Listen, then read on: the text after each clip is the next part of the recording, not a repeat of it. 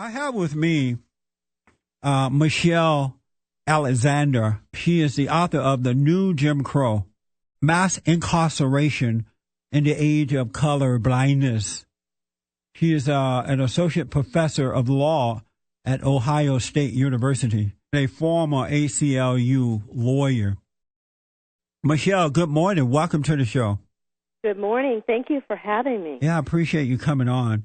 How long were you working? How long did you work for the ACLU? I worked for the ACLU for several years as director of the Racial Justice Project. I was primarily involved in the racial profiling litigation and kind of a grassroots campaign against driving while black or brown that we launched in California and kind of later spread nationwide. Your book is very interesting, The New Jim Crow, Mass Incarceration in the Age of Colorblindness. What is the New Jim Crow? What is that? Well, the New Jim Crow is the system that has emerged in the past few decades of systematically targeting black and brown young men in particular for relatively minor offenses, usually drug offenses, and then labeling them felons, branding them felons for life.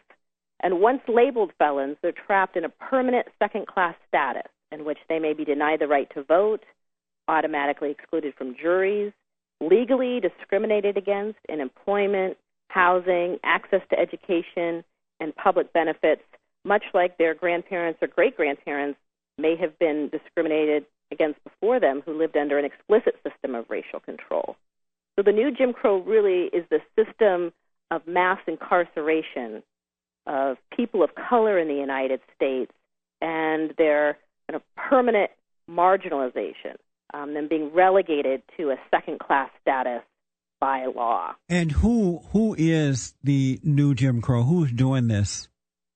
Well, the war on drugs, the current war on drugs, was launched in 1982 by President Ronald Reagan.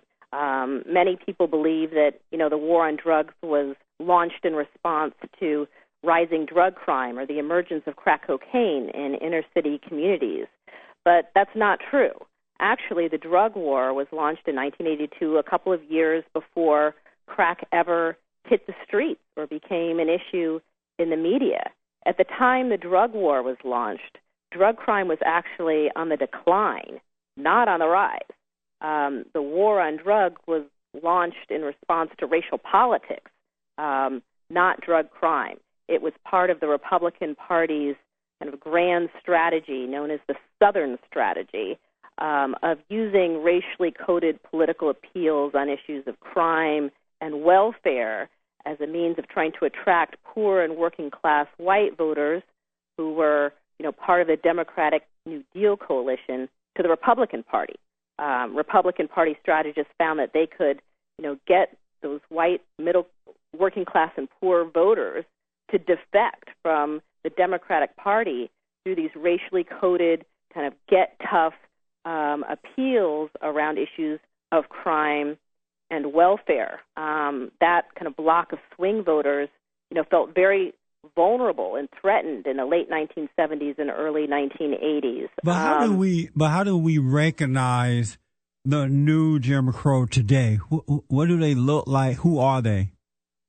Well, the people who comprise what I call the kind of the new Jim Crow, the new racial undercast, not class but caste, are typically people of color who have been branded felons, often for extremely minor nonviolent drug offenses. In some cities, in some major urban areas today, more than half of African American men are either under the control of the criminal justice system or branded felons for life, and thus are subject to discrimination, denial of the right to vote. I know, but you're not telling me how to I'm a black man. I need to know how to recognize the new Jim Crow people. Who are they? What do they look like? How do I know when I come in contact with them? How do you know that you come in contact with a new Jim Crow person? You mean someone who's been branded a felon? Or do you mean someone who's responsible for implementing this? Yeah, who is responsible for branding these black people as felons?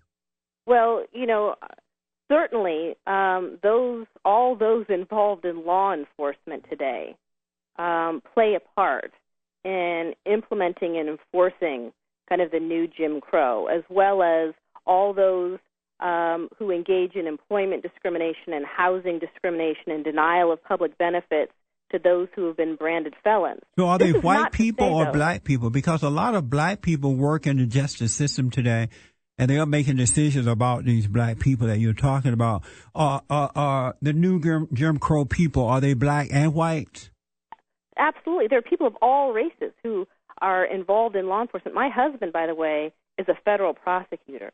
So I do not argue that everyone who is involved in the criminal justice system today is kind of a bigot in the way that we understand, an old-fashioned, old Jim Crow bigot to be. What's a big myth about how racial caste systems function is that they require kind of overt, bigotry in order to thrive. But in fact, racial caste systems that operate to keep a group of people defined largely by race in an inferior second-class status, racial caste systems do not require open bigotry in order to emerge and to thrive. Martin Luther King Jr. made precisely that point over and over again in his speeches, shortly before his death. He would often remind his audiences that slavery and Jim Crow were supported far more by racial indifference than overt bigotry. That while there was plenty of bigotry to be found, that it was actually indifference to the suffering of people of other races that gave rise to these systems of control and allowed them to exist. So if I'm understanding it correct, over time. there are blacks who are participating. If I'm understanding what you're saying, they are participating in the new Jim Crow system, within the new Jim Crow system, but do they know that they're participating within the new Jim Crow system? Well, what's interesting about that is that I think a growing number of African Americans in law enforcement have become aware that they are participating in something like a caste system and have begun to speak out about it. There are, a number of, black police officers who are members of the National Black Police Association who have begun to speak out about the drug war as a form of racial control. There have been law enforcement officers who, protested, black law enforcement officers that have protested racial profiling practices within law enforcement. Let me take a quick break. But of course, there are far more. Michelle, let me take a quick break. We'll pick up on the other side of this break. Michelle, again, I thank you for being with me today. I appreciate it. Let me ask, when you was a lawyer for the ACLU, did you have a problem with them representing the man-boy lover or love association, that homosexual group that like young boys? Oh, I don't. Actually, when I was at the ACLU in Northern California, they weren't involved in that case. Actually, I don't know anything about it. Oh, okay. So I don't know anything about it. Like I said, I was directing the Racial Justice Project there and very much focused on kind of racial profiling work and, discrimination in the criminal justice system and in our education system. Oh, okay. What, it's a known fact that most of the violent crime that is committed in this country is done by black people, and especially black men. What should happen to these people when they commit crime in this country? Well, actually one of the big myths today is that the explosion in our prison system is driven by violent crime rates. Our prison population went from about 300,000 to more than 2 million in the space of just a couple of decades. The prison population quintupled. But violent crime is not responsible for the prison boom. Violent crime rates have fluctuated over the years and bear little relationship to incarceration rates, which have soared during the past 3 decades, regardless of whether violent crime has been going up or down. And today, violent crime rates are actually at historical lows. As bad as they are, they're actually at historical lows. But incarceration rates continue to climb.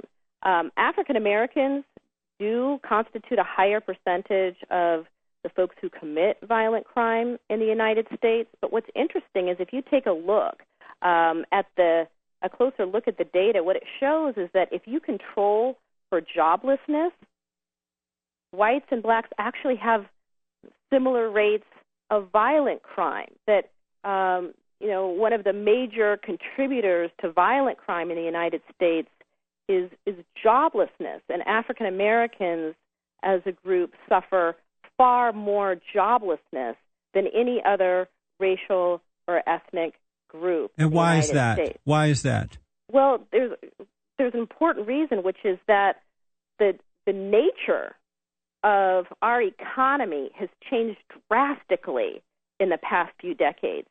Back in the 1950s, African Americans actually were more likely to be employed. Young black men were actually more likely to be employed than young white men. And the reason is that large factories were located in urban areas throughout the United States. Many of the areas we think of as ghettos today were actually doing quite well because you could be a young man with, relatively little education, not necessarily have a college education, but you would be able to get a very, decent, well-paying job at a factory and help support a family. But also during that time, black men were willing to work. They wanted to work.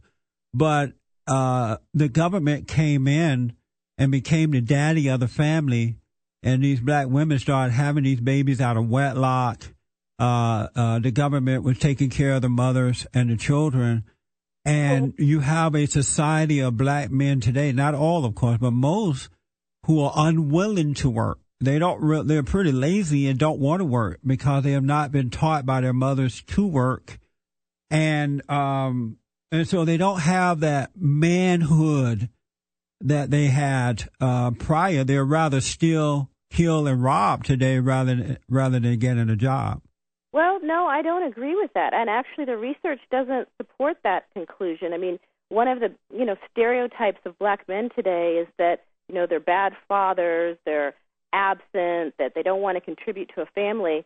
But the research shows that actually black men do a better job of staying in touch with their children following a separation due to kind of a breakup or a divorce or their incarceration. Black men actually do a better job of remaining in touch with their children than men of any other racial or ethnic group. Well, I agree with you. And the reason that the government began supporting, the reason so many black families found themselves on welfare, over the past few decades isn't because black men suddenly decided they didn't want to work. Those jobs disappeared.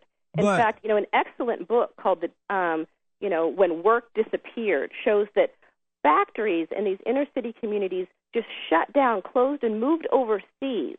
And this globalization hit inner city communities that once were thriving the hardest, leaving African American men out of work with no work anywhere to be found in their own I know, communities. but Michelle, in the good old days when boys were boys and men were men, if the factory job had left, the man was manly enough to create his own job. He wouldn't just cow down to the government and or go and commit crime. His character was such that he refused to, for the most part, commit crimes. He would stand up. Also, one of the problems in this country is that illegals are here and they are taking away those jobs that the average black man would take on if they were there, but the illegals are taking them. Are you concerned about that? No. Actually, again, the research doesn't support the view that Mexican immigrants have been stealing jobs. Well, I don't know what type of research you're looking at because I live and work in the inner cities, inner city, and I travel around the country, and I hear complaints, and I see it with my own eyes. Black Americans are complaining, those who would work, that they can't find the jobs because a lot of employees are employing illegals under the table. Well, like I said, I would be happy to refer you to some of the research that's been done on that point. I'm afraid that there has been a tendency by politicians and others to try to pit African Americans and Latinos against each other, to kind of fight for the scraps from the table. But the reality is that the type of jobs that African Americans had been doing in inner city communities, they weren't just kind of robbed from them by immigrants. Those jobs disappeared. In fact, as late as 1970, as much as 70% of African American men were employed in factory jobs. But by the early 1980s, that figure had plummeted to about 27% in some cities, and jobs had vanished due to no fault of their own. And these folks were trapped in jobless, racially segregated ghettos. And rather than let me take a quick break, Michelle. Sorry about that. We got to get to some calls here in a minute. But, Michelle, I want to ask about the job situation under this new Jim Crow situation, whatever you call it. A lot of black people, black men especially, don't want to work. And those who would work, and especially if they're not educated, it is difficult for them to find a job because the illegals are taking over. You can drive down into any average community, especially in the urban areas, on the construction sites, it's mostly illegals working there, day labor work. Illegals have taken them those jobs, and a lot of black Americans are complaining about that. What should happen with the illegals taking over the jobs from the blacks? Well, first of all, I do not buy the idea that illegal immigration is the cause of the suffering of African Americans, or even the reason for widespread black joblessness. But why would you deny reality? As I indicated before. But why you deny reality? I mean, you have to be Stevie Wonder not to see it. No, because first of all, it shouldn't be that black folks are having to compete with Latinos for the scraps thrown from the table for the worst possible jobs. But a job is a job. Young men of color should be entitled to decent education. They should be entitled to go on to college and to have all of the opportunities that middle-class whites and suburban whites have. And after jobs disappeared, after factories closed down and there was economic collapse in inner-city communities, we could have responded as a nation with economic stimulus packages. We could have responded with job training programs. We could have responded with, entrepreneurial opportunities and with economic investment in those communities. But no, instead, after those communities collapsed because jobs literally disappeared within an incredibly short period of time, we declared a drug war, and we began rounding up young men of color in mass for relatively minor, overwhelmingly nonviolent drug offenses, the very sort of drug activity that is ignored every day in suburban white communities. Young black and brown boys are rounded up for, branded felons, and then once you're labeled a felon, then employment discrimination is perfectly legal. It's not just because there's new immigration here that black and brown folks aren't getting those jobs. The reason, a large part of it, is that they've been branded felons, and employers won't hire them. But, Michelle, what you're leaving out is that, yes, a lot of these black boys and girls are going to jail for crime, drug crimes, but it's because they can't afford a good lawyer. I mean, they can't afford a good attorney, so they're going to end up in jail, and that's where they should be if they're committing these crimes. Isn't that true? Well, this is the problem. Should they be in jail if they're committing the crimes? Well, not if people who commit the exact same crimes get to go off to college. Okay? In the United States today, studies have been So are showing. you saying that if black boys and girls commit crime, instead of sending them to jail, we should send them to college? I'm saying that rather than, it would be a far better use of our resources, instead of putting a young black kid in prison for marijuana possession, that we actually gave him some educational opportunity. Absolutely. Did you know that in the 1990s, the period of the greatest expansion of the drug war, nearly 80% of the increase in drug arrests were for marijuana possession? I know, Michelle, but where you're making a mistake is that these black boys and girls are not committing these crimes because they don't have jobs. They're committing these crimes because they don't have character. They're immoral people. And unless you deal with that, things are not going to change for the blacks. Most black people are morally bankrupt. They are not. I just absolutely disagree with the notion that black people as a group are morally bankrupt. Hold that thought. Let me take a break.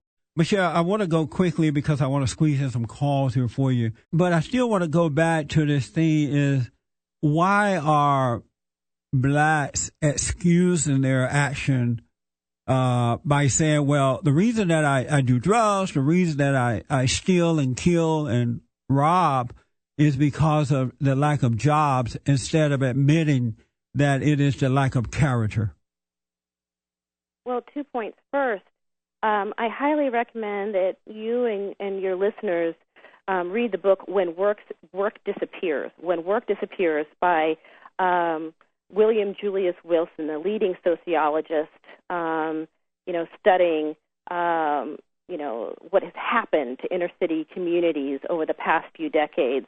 And he documents with great skill how inner cities collapsed because of the decline of the industrial economy, because factories closed in urban areas across the United States, and many of them moved overseas. That's why the areas that were once thriving back in the 1950s now look like ghettos. It's because the economic support system that existed in those communities, which revolved around factories, that economic system collapsed. But this guy doesn't sound like jobless. a very... That's what happened. But he doesn't sound like a very honest and smart guy if he's saying that these folks turn to criminals as a result of not having jobs. He's not very honest in his... If what you're saying about him is true, he sounds like a dummy. No, well, my gosh, he's actually one of the most respected scholars in the country right now that's talked about how devastating. I know, but Obama is respected by a lot of people, but look how dumb he is too. No, well, listen here.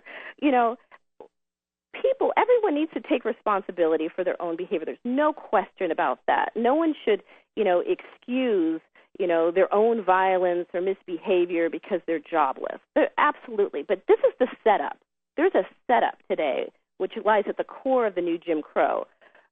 Study after study have shown that people of color are no more likely to use or sell illegal drugs than whites. But if they're having their babies out of wedlock, 70% nationwide, black people having babies out of wedlock. Well, that's because people of color they're not, and black parents for the most part are not setting good examples for their children. They're relying on the government. They're relying on these false black godless preachers and godless leadership. What do you expect them to do? Well, what's interesting here is that you're focusing almost exclusively on what you view as, the moral bankruptcy of the black community. But there is just as moral bankruptcy to be found in the white community. Growing up, I went to 3 different high schools. But I got to 70% of white babies are not born out of wedlock. Well, that's because their fathers. The fathers aren't targeted for, minor No, it's drug because they're getting married. Prison. No. What you're missing here is that there has been a systematic targeting of poor people of color, men of color. They have been rounded up for drug crimes that go ignored in white communities. They're locked up, okay, busting up families. If you want families busting up to stick families, together, they're not even together, Michelle. They're not. There's no family. They're not getting married, so they don't have a family. They're not busting up something that doesn't exist. Yes, they are. When you. But they're having babies out of wedlock. Where's the family? This is fascinating. That you want to blame communities that have been under assault. Under assault, a literal war has been declared on poor communities of color. The men have been rounded up literally by the millions. Yeah, that's insane. That's insanity. Felons. It's insane. It's not logical. And then you want to blame those men who, I said, as studies have shown, black men are more likely to remain in contact with their children and do what they can to maintain. That's not true. A parental relationship. I mean, there are black men who try to maintain connection or contact with their children, but those black women are making it impossible for them to do it. That doesn't have anything to do with racism or the lack of job. The women are the problem. It's fascinating to me in listening to you talk that you want to blame black people. You want to blame black people and not, recognize the role of our government policies in targeting poor people of color, locking them up for crimes that are ignored in white communities. I do admit. Branding them felons and discriminating against them for life. But all of your emphasis is on how those folks, are morally bankrupt. Well, people are morally bankrupt in other communities, but they're not, as a result, discriminated against. But Michelle, I do admit, denied housing, denied jobs, denied food stamps. Let me say this: I do agree with you that the liberal white racist Democrats, along with the liberal black racist Democrats, have targeted the black community in order to use them for their own personal gain. They're deliberately brainwashing, dumbing down, and demoralizing black Americans to keep them on the plantation of the Democratic Party. Now, I do agree with you on that point, but I still blame black people for allowing that to happen because when it's all said and done, we're responsible for our own actions. I'll let you respond to that and squeeze in some calls when we come back. Michelle Alexander is my guest, the author of The New Jim Crow, Mass Incarceration in the Age of Colorblindness. John from Lakeland, Florida, you're on with Michelle. Hey, John? Yes. Can you hear me? Yes, sir. You're on with Michelle. Yes. This is a great conversation. I want to say to both of you, this, I really agree with both your points on a few areas. You touched on a few areas that bypassed my original call, but I just want to say that you reap what you sow. Whoever, and I just have to go back to the beginning here, whoever started having the slaves, the blacks as slaves, okay, the white man who started that, he's going to reap what he sowed. Okay, now fast forward to 2010, okay? Now, two wrongs don't make a right. If the black man doesn't have an opportunity to find a job, yes, what he's supposed to do. I like Michelle's idea of educating him. If he's in for robbery. But the black man does have an opportunity to find a job. He just won't get out there and find it. The illegals are coming here and working every day. Not true. I agree with you, Reverend. I do agree with you. And the white man's in the same spot. But I will say this. There just seems to be an area that it's okay for the black man to sit around and not to find a job. Yep. And it does upset me, and I see it on the white side too. But it's a little bit more prevalent on the black side, and they seem to just go from woman to woman to woman and impregnate these women, and then you have all these kids who have the fathers aren't around. Yeah. And you have this football player. He's got 7 kids by 6 or 7 different women. Yeah, let's get a response from Michelle. Shame on the women. Shame on the women. I agree. Michelle? Well, I think much of what is being shared here is just racial stereotypes. But is it true? No, listen, just let me respond. the idea that black men don't want to work is not rooted in any actual empirical evidence. In fact, just recently, there were African Americans, thousands lined up for jobs as census workers. They wanted desperately to work. Thousands in Washington, D.C. were signing up, trying to register to be census workers. But all those who had been labeled felons were told they were not allowed for these jobs. These people were lined up for hours. So I'm coming out of Michelle, how can that black men don't want to work? Michelle, how can people get your book? It's a fundamentally racist notion. How can people get your book? We're running out of time here.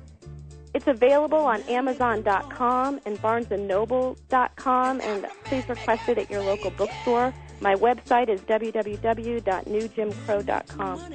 Michelle, thanks for coming on with me. I enjoyed the dialogue. Thank you. All right.